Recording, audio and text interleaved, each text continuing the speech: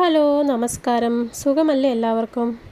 ഇന്നത്തെ നമ്മുടെ വീഡിയോയിൽ ഭയങ്കര സീരിയസ് ആയിട്ടുള്ള എന്നാൽ നമ്മളെയൊക്കെ ഒരുപാട് സന്തോഷിപ്പിക്കുന്ന ഒരു കാര്യത്തെക്കുറിച്ചാണ്. നമ്മൾ രാവിലെ വണ്ടിയെടുത്ത് റോഡിലേക്ക് ഇറങ്ങുമ്പോൾ സ്ഥിരമായി കാണുന്ന ഒരു കാഴ്ചയില്ലേ?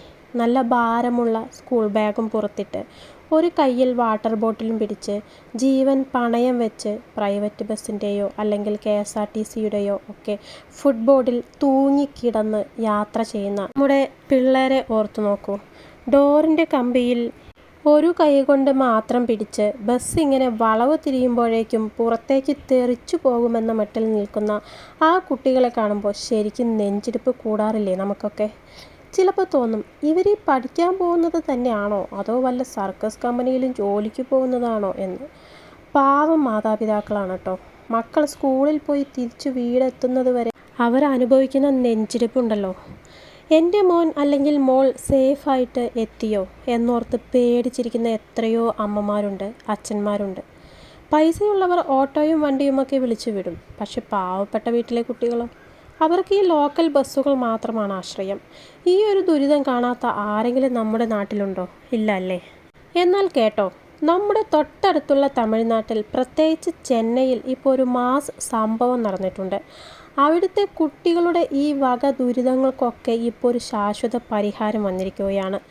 അവിടുത്തെ ഗവൺമെൻറ്, അതായത് ചെന്നൈ മെട്രോപൊളിറ്റൻ ട്രാൻസ്പോർട്ട് കോർപ്പറേഷൻ, അതായത് MTC, സ്കൂൾ കുട്ടികൾക്ക് വേണ്ടി മാത്രം 41 പുതിയ സ്പെഷ്യൽ ബസ്സുകൾ ഓടിച്ചു തുടങ്ങിയിരിക്കുകയാണ്.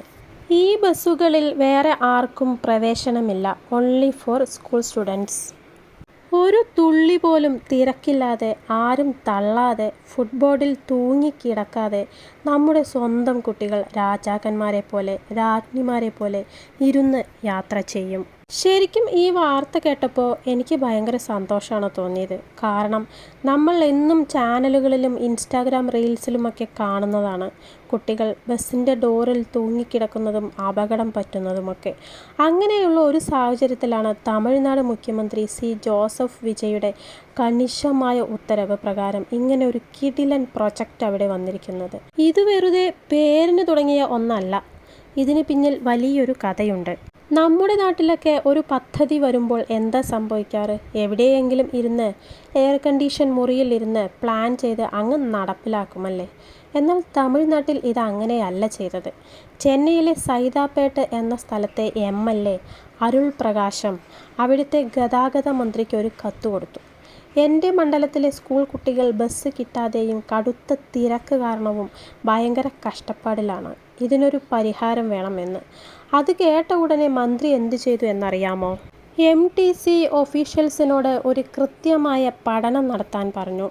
അങ്ങനെ ട്രാൻസ്പോർട്ട് ഓഫീഷ്യൽസ് സ്കൂളുകൾ ഉള്ള പ്രധാന ഏരിയകളിലൊക്കെ ചെന്ന് തുടർച്ചയായി 10 ദിവസം ഒരു ഫീൽഡ് സർവേ നടത്തി. അവർ വെറുതെ റോഡിൽ നോക്കി നിൽക്കുക മാത്രമല്ല ചെയ്തത്. ബസ് സ്റ്റോപ്പുകളിൽ ചെന്ന് കുട്ടികളോട് നേരിട്ട് സംസാരിച്ചു. അവരുടെ മാതാപിതാക്കളെ കണ്ടു. സ്കൂളിലെ ടീച്ചർമാരോട് സംസാരിച്ചു. ഏത് സമയത്താണ് ഏറ്റവും കൂടുതൽ തിരക്ക് അനുഭവപ്പെടുന്നത്, കുട്ടികൾക്ക് എവിടെയൊക്കെയാണ് ബസ് കിട്ടാത്തത് എന്നൊക്കെ ഡീറ്റെയിൽസ് ആയിട്ട് ചോദിച്ചറിഞ്ഞു. ആ സർവേയിലാണ് മനസ്സിലായത് പീക്ക് അവേഴ്സിൽ, അതായത് രാവിലെയും വൈകുന്നേരവും നമ്മുടെ കുട്ടികൾ അനുഭവിക്കുന്ന ദുരിതം എത്രത്തോളം വലുതാണെന്ന്. ആ റിപ്പോർട്ട് നേരെ മുഖ്യമന്ത്രിയുടെ അടുത്തെത്തി. അദ്ദേഹം ഒട്ടും വൈകിപ്പിക്കാതെ അപ്പോൾ തന്നെ ഈ 41 സ്പെഷ്യൽ ബസ്സുകൾക്ക് ഗ്രീൻ സിഗ്നൽ നൽകുകയായിരുന്നു. ഇനി നിങ്ങൾ ചോദിക്കും, ഇതിപ്പോൾ എന്താ ഇത്ര വലിയ കാര്യമെന്ന്. എന്നാൽ ഇതിൻ്റെ പ്രത്യേകതകൾ കേട്ടോ, ശരിക്കും നമ്മൾ അതിശയിച്ചു പോകും. ഡെയിലി 84 ട്രിപ്പുകളാണ് ഈ ബസ്സുകൾ ഓടുന്നത്. ഈ 41 ബസ്സുകൾ മാത്രം ചെന്നൈ നഗരത്തിൽ ദിവസവും 84 ട്രിപ്പുകൾ ഓടിക്കുന്നത്, അതും രാവിലെ സ്കൂളിൽ പോകുന്ന സമയത്തും വൈകുന്നേരം സ്കൂൾ വിടുന്ന സമയത്തും കൃത്യമായിട്ട്. ഇതാണ് എനിക്ക് ഏറ്റവും ഇഷ്ടപ്പെട്ട ഒരു കാര്യം. ഈ ബസ്സുകൾ കുട്ടികളെ റോഡിലെ സ്റ്റോപ്പിൽ മാത്രമല്ല ഇറക്കുക, നേരെ സ്കൂളിൻ്റെ ഗേറ്റ് കടന്ന് അകത്ത് കൊണ്ടുപോയി സേഫായിട്ട് ഇറക്കും. തിരിച്ച് വൈകുന്നേരം സ്കൂൾ ക്യാമ്പസിൽ നിന്ന് തന്നെ കുട്ടികളെ കയറ്റി അവരുടെ വീടിനടുത്തുള്ള സ്റ്റോപ്പുകളിൽ എത്തിക്കും. റോഡ് ക്രോസ് ചെയ്യുമ്പോൾ ഉണ്ടാകുന്ന അപകടങ്ങൾ പൂർണ്ണമായിട്ടും ഇവിടെ ഒഴിവാക്കാം. ഇതിനു മുൻപ് ചെന്നൈയിൽ 25 സ്കൂളുകൾക്ക് മാത്രമായി 25 ബസ്സുകൾ ഉണ്ടായിരുന്നു.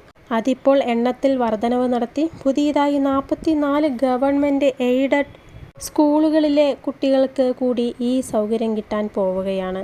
അതായത് ആകെ ഇപ്പോൾ 66 സ്പെഷ്യൽ സ്കൂൾ ബസ്സുകൾ ചെന്നൈയിലുടനീളം ഓടുന്നുണ്ട്.